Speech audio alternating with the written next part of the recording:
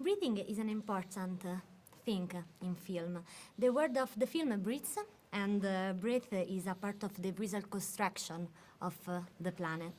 So, how important is in the script the part of the breath, the planet breath, and how crucial was it for the audience to feel the breath of the planet?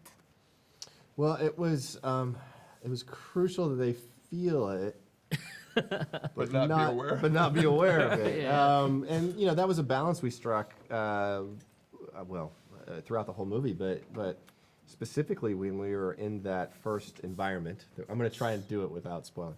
But when we were in that first environment, because the trees, they do breathe, and it was something that we had to keep an eye on because, obviously we wanted, like, if you go back and watch the movie again, you want to make sure we're that consistent. We are very consistent, Exactly. but not so overt that we tip the audience off. Yeah, I mean, it's a magic trick, right? Like, it's one of those things where you need to be able to see it a second time and go, oh, it's all there. I can't believe I missed it.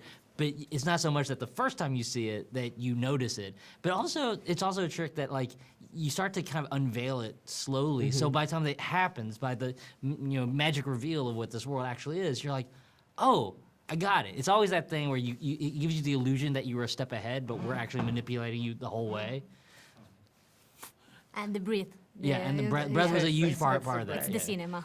Yeah, this place is alive now. I know. Turns out the cinema is Oh a my giant creature. It's eating us. So, and about that, what was it like reading about such a fantastic world? And what was the challenge of designing and producing the animals and the plants, which are wonderful? I mean, it's all pink. It's A great. lot of pink. Yeah, The yeah. first half. Yeah. It was a challenge because I wanted it to be original. I wanted it to feel like and be something that we've never seen before, and evoke a completely strange and alien world. So that was sort of the desire going into this thing. But I trusted our team so much because they are the best in the world, and I've worked with them for years. And I actually, that was one of the things I was most excited by, is kind of giving them a blank slate and turning them loose and just letting their imaginations run wild, and truly, like, we really did. And a lot of times we're actually pushing them to be weirder. That was a common note at the beginning. It's like, Yeah. oh yeah, that's good, but let's go weirder. Stranger. Stranger. More And, stranger. okay, here we go. And then okay, that's too weird. That's too weird. But no, it was never too weird.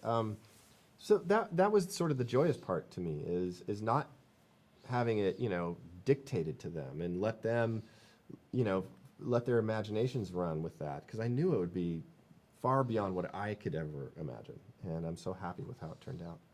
Yeah, there's some fun parameters that were put around it. Like there's specific artistic ones, like, oh, the creatures can't have faces, and the earth tones need to disappear by the time you go underground, so the top world and the bottom world will feel dramatically different, and that's why we have like weird color combinations like pink that shows up everywhere. But I think there was other stipulations, which was it needed to feel vast and beautiful. It couldn't just be this dark cavern. It had to feel like something that would evoke an actual landscape, but also have like that prehistoric feel of those great pulp adventures of fighting dinosaurs and things like that. So they really took a lot of ingredients together to make a truly unique world. Yeah, I think Don hit it on the head, but it's also, I think, a testament to Don in terms of directing, because he opens the door for creativity. He allows this amazing team to just create something that you've never seen before. And I think when you walk into this film, not only are you seeing a world that you've never seen before, but you're falling in love with characters that are designed in a very interesting way, and you're also getting a thematic that touches your heart. So it's fun, it's funny, and you can't ask for anything better than that, and then have the heart. It's a great Disney movie. You talk about creativity, so the film is about doing the role you chose and leaving a legacy too. We have the explorer, the farmer, so you, as a storyteller today, what do you think is your task now? Well, I mean, first and foremost, I think we just want to entertain an audience. That we have to have that. That is our mandate. That is our bottom line. Just be entertaining, And so we want to make sure that we honor that. But we want to make a full meal, and for that, I think we want a deep thematic. And in fact, this film has a few thematics that are woven through it, hopefully in a symbiotic way. But having the depth of theme can then lead to conversations. Yeah. We're not going to. We're under no illusions that one movie is going to change the world. If it were that easy, it would have happened a long time ago. But we just want to spark conversations, and if we can do that, maybe that'll lead to next steps. Thank you so much. Thank you. Thank you so Grazie. much.